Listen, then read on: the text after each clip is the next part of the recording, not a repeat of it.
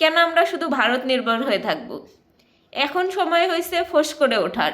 কামড় যদি নাও দিতে পারি, অন্তত যার যার জায়গা থেকে যদি ফোঁস করে উঠি, তারা 3 লাফ দিয়ে পালাইতে বাধ্য হবে। আসসালামু আলাইকুম, সবাই কেমন আছেন? আশা করছি সবাই ভালো আছেন।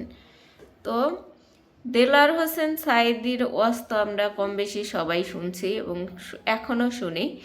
তো এখন যে ভারতের আর বাংলাদেশের পরিস্থিতি, উনি একটা ওয়াজ করছিলেন, ওয়াজের মধ্যে একটা কাহিনী বলছিলেন। সেই কাহিনীটা আমি আপনাদের আরেকবার বলি। কাহিনীটা হইতেছে, একজন পীরের কাছে একটা সাপ গেছে মুরিদ হওয়ার জন্য, যে পীর সাহেব আমি মুরিদ হইতে চাই আপনার কাছে। তো পীর বলছে, তুমি তো সাপ, তোমাকে কি মুরিদ বানাবো? সাপকে কখনো মুরিদ বানায় না। কিন্তু সাপ বলছে যে না, আপনি আমাকে মুরিদ বানান, আপনি যা বলবেন আমি তাই শুনবো। তো পীর সাহেব বলতেছে, না না, তোমাকে মুরিদ বানানো যাবে না, কারণ তোমার তো ধৈর্য নাই, তোমার তো অনেক রাগ, তুমি আমার মুরিদ হতে পারবা না। তো সাপ বলতেছে যে আপনি আমাকে শিখা দেন, আমি করতে পারবো। তো তারপরে পীর সাহেব বলে, আচ্ছা ঠিক আছে, তুমি আগামী 7 দিন কাউকে দংশন করতে পারবা না। আগামী 7 দিন তুমি শুধু আল্লাহর ইবাদত করবা, জিকির করবা, কাউকে দংশন করতে পারবা না তুমি।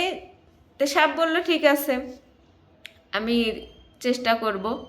এবং সাপ চলে গেছে, গিয়ে মাঠের মধ্যে শুয়ে পড়ে আল্লাহর ইবাদত করতেছে, জিকির করতেছে।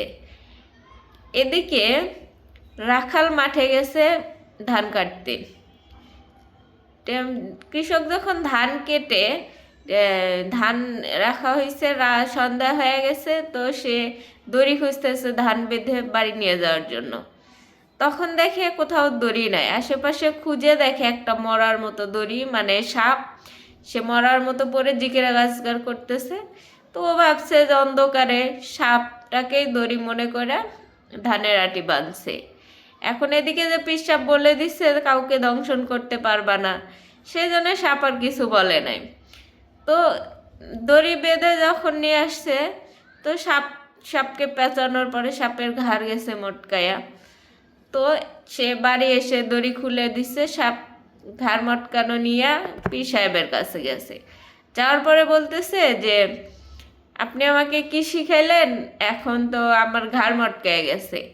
তো পীর সাহেব বলতেছে, তা আমি তো তোমাদের জিকির আজকার শিখাইছি, তুমি এর জন্য ঘাড় মটকাবে কেন? তো পুরো ঘটনা যখন খুলে বলছে যে এরকম কৃষক আমাকে দড়ি মনে কইরা আমাকে দিয়ে ধান বাঁধছে, যে কারণে আমার ঘাড় ভেঙে গেছে।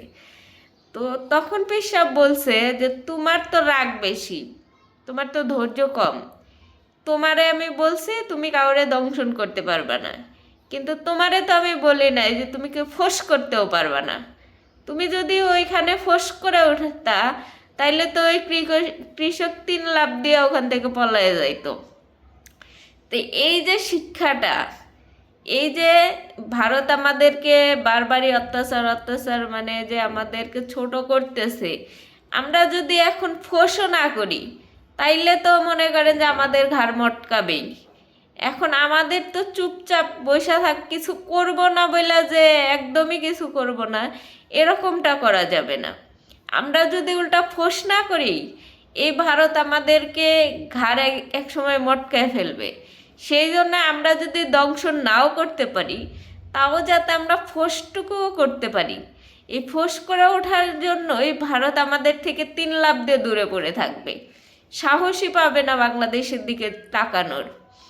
এই যে শিক্ষাটা, এই শিক্ষাটা কিন্তু সাঈদী সাহেব অনেক আগেই দিয়ে গেছে, যে ভারত যদি আমাদের দিকে চোখে আঙ্গুল দিয়ে, মানে তারা যদি আমাদের চোখ রাঙানি দেখায়, যে আমরা যে আবার ঘুরে বলবো থাক আমরা ধৈর্য ধরি, ওরা বড় আমরা ছোট, এখন আর ওই ধৈর্য ধরার দিন নাই। কারণ আমরা যদি ধৈর্য ধরি, ওরা আরও বেশি করে আমাদের উপর অত্যাচার করবে। সেজন্য আমরা যদি কামড় নাও দিতে পারি, আমরা তো অন্তত ফোঁস করে উঠতে পারবো। আর আমাদের ওই ফোঁস করে ওঠাটাই ওদের জন্য অনেক ভয়ঙ্কর বিষয়। ওরা এই ফোঁস করা দেখেই আরও 10 হাত পিছিয়ে যাবে। তো যার যার অবস্থান থেকে এই ভারতের বিরুদ্ধে প্রতিরোধ গড়ে তুলতে হবে। কেউ আমরা ভারতীয় না যে ভারতীয়দের দালালি করব। আমরা বাংলাদেশের মানুষ, আমরা আমার দেশের প্রতি আমার টান। আমি ভারতীয়র কোনো দালাল না যে ভারতের পক্ষে আমাদের কথা বলতে হবে। আমি আমার দেশের পক্ষে কথা বলবো, আমার দেশের স্বার্থের পক্ষে আমরা কথা বলবো। ভারতের দালালি করার কোনো সুযোগ নাই। ভারতীয় পণ্য যে আমার ব্যবহার করতেই হবে এর কোনো মানে নাই। ভারত ছাড়াও অন্য দেশের প্রোডাক্ট অনেক ভালো, যদি আমরা সেইভাবে প্রপারভাবে সেগুলো আনতে পারি, ভারতের চেয়ে অন্য দেশগুলো আমাদের ভালো প্রোডাক্ট দিবে। কেন আমরা শুধু ভারত নির্ভর হয়ে থাকব? এখন সময় হয়েছে ফোঁস করে ওঠার। কামড় যদি নাও দিতে পারি, অন্তত যার যার জায়গা থেকে যদি ফোঁস করে উঠি, তারা 3 লাফ দিয়ে পালাইতে বাধ্য হবে। সবাই ভালো থাকেন, সুস্থ থাকেন, আল্লাহ হাফেজ।